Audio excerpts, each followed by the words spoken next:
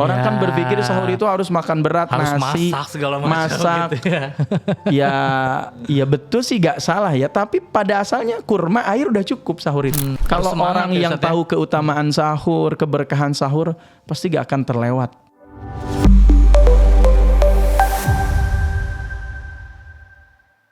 Assalamualaikum warahmatullahi wabarakatuh. Kembali lagi bersama saya Haikal Saputra di Dialog Senja. Kali ini kita masih bersama dengan Ustadz Sansam. Gimana Ustadz kabarnya Ustadz? Alhamdulillah, luar biasa. Luar biasa pokoknya ya Ustadz ya.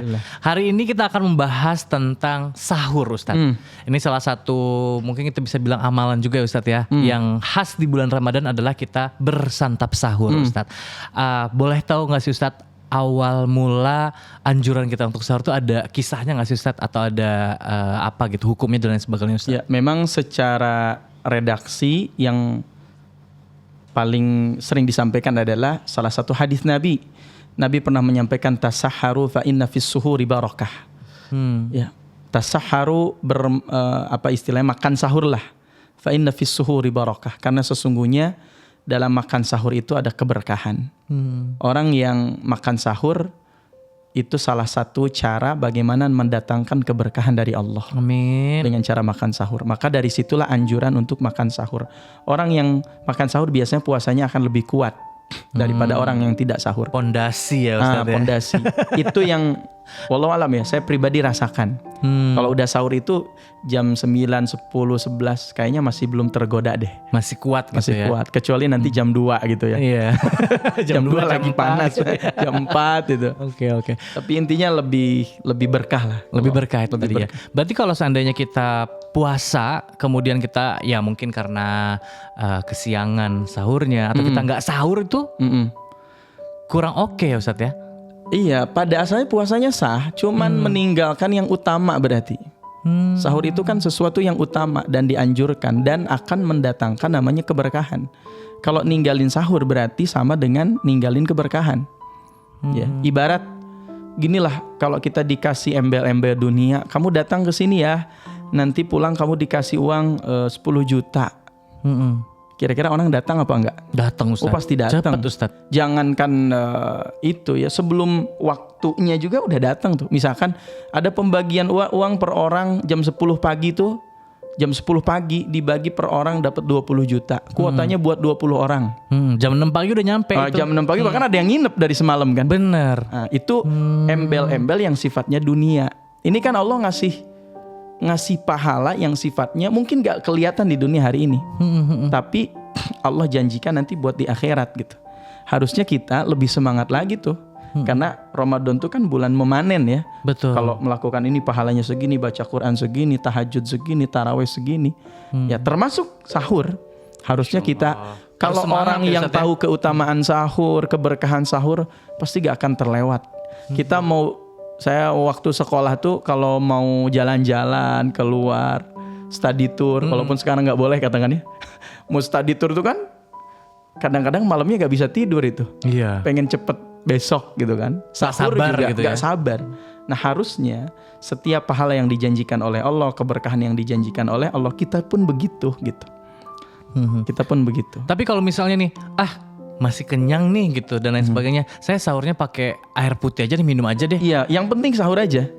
Air putih, kurma cukup sebetulnya sahur itu, gak usah banyak-banyak. Udah termasuk sahur. Udah termasuk gitu, sahur. Yang penting ada sahurnya. Kan kadang-kadang di satu tempat atau satu waktu abis buka bersama tuh, pas malam harinya hingga makanan yang dimakan itu banyak ya. Maka pas sahur kan kayaknya masih kenyang, masih nggak minat buat makan gitu ya. Ya gak masalah. Cukup dengan kurma, air putih selesai. Bahkan ada teman-teman saya yang sahurnya seperti itu, pola sahurnya seperti itu. Kurma, air putih cukup selesai. Sudah gitu ya. Nggak makan nasi, nggak makan, dan beliau bilang ya ini kuat justru. Ambil berkahnya gitu. Ambil Ustadz, berkahnya. Karena keberkahannya itulah yang kemudian kita harus tangkap gitu ya. Kita harus ambil tuh di waktu sahur itu. Oke, nah ini menarik nih ya Ustadz ya. Kalau tadi kan Ustadz bilang karena kita masih kenyang gitu ya, atau yang penting udah kita ambil berkahnya aja deh dan lain sebagainya. Kalau kita misalnya tadi kayak Ustadz bilang abis buka bersama dan lain sebagainya, abis taraweh, ternyata kita ada spare waktu atau memang disengaja gitu. Saya makan sahurnya sekarang aja deh, atau saya makan sekarang aja sih, itu masih jam 11 malam. Jadi dia nggak bangun lagi nih, bangun subuh gitu Ustadz. Itu termasuk sahur nggak sih Ustadz? Itu bukan sahur, itu makan malam namanya. Jam 11 itu ya. Iya.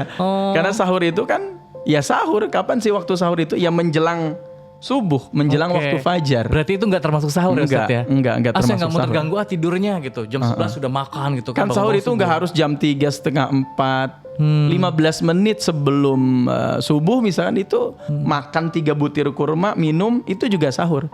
Bahkan 5 menit sebelum azan, 5 menit sebelum azan kita minum, makan kurma 3 cukup, itu pun namanya sahur.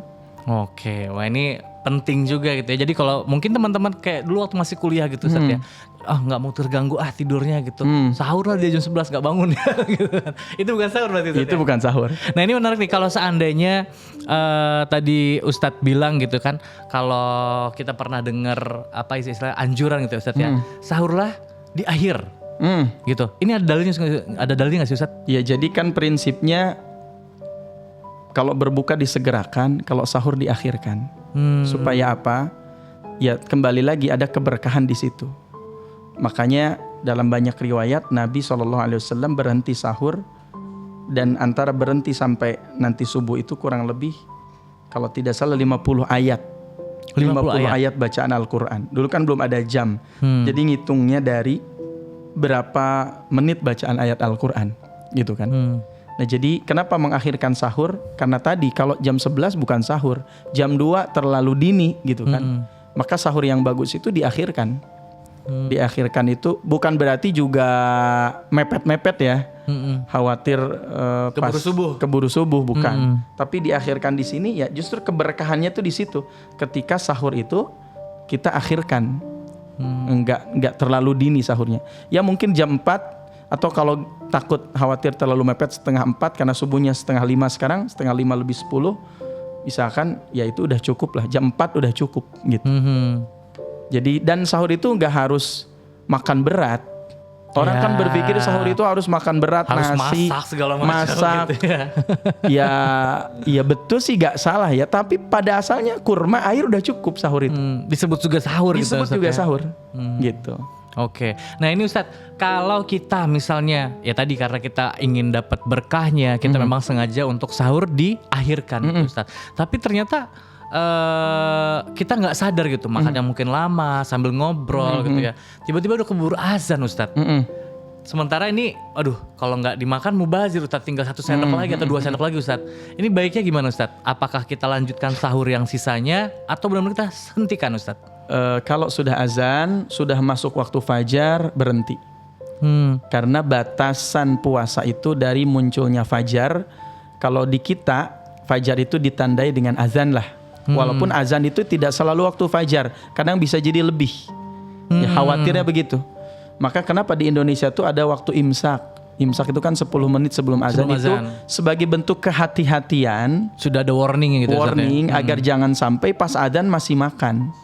Karena kalau sudah masuk waktu azan berarti waktu sahurnya udah habis. Makanan yang tersisa gak boleh dimakan lagi. Udah stop puasanya, gitu ya? Udah stop gitu.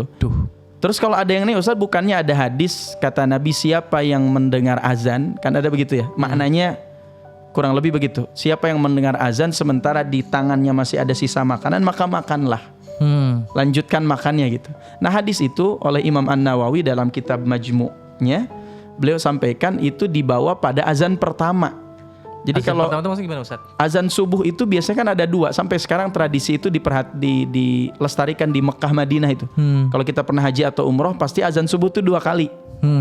Ada misalkan fajar azan fajar pertama tuh azan tuh. Azan fajar kedua. Nah di zaman Nabi itu dilakukan azan fajar pertama itu dikumandangkan oleh Bilal bin Rabah. Ya, dan itu belum masuk waktu sholat subuh.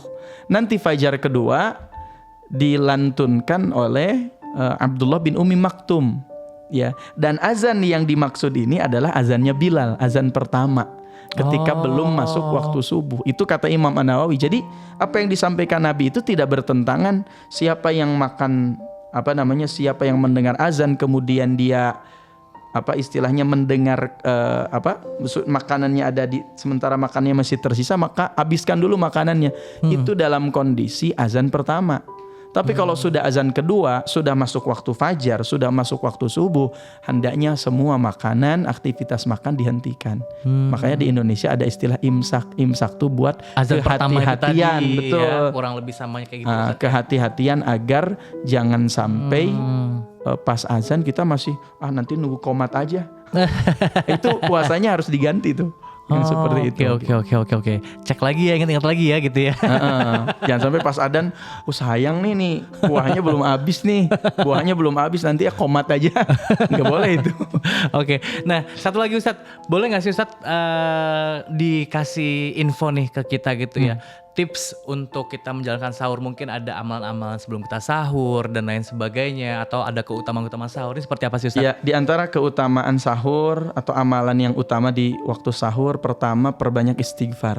Ya, karena orang-orang beriman itu disebutkan wabil ashari hum yastaghfirun, dan di waktu sahur mereka memperbanyak istighfar. Jadi perbanyak istighfar, minta ampunan kepada Allah atas dosa-dosa kita di waktu sahur. Yang kedua, perbanyak juga berdoa, terutama mendoakan orang lain. Karena salah satu doa yang dikabul adalah doa di waktu sahur. Yang ketiga, ya ketika makan sahur, minta sama Allah agar makanan yang kita makan itu mendatangkan keberkahan. Amin. Bukan hanya sekedar formalitas, tapi juga mendatangkan keberkahan, kebaikan, agar puasa kita juga sehari penuh itu kuat dengan makan sahur yang dimakan pada waktu itu. Mungkin kurang lebih itu sih amalan yang paling sederhana yang bisa kita lakukan. Oke, luar biasa. Jazakallah Ustaz Samson, terima kasih banyak. Ini ilmu dan juga pencerahannya ya. Terima kasih banyak nih untuk seluruh jamaah Dialog Senja. Kita ketemu lagi di episode mendatang. Saya Haikal Saputra pamit. Assalamualaikum warahmatullahi wabarakatuh dan sampai jumpa.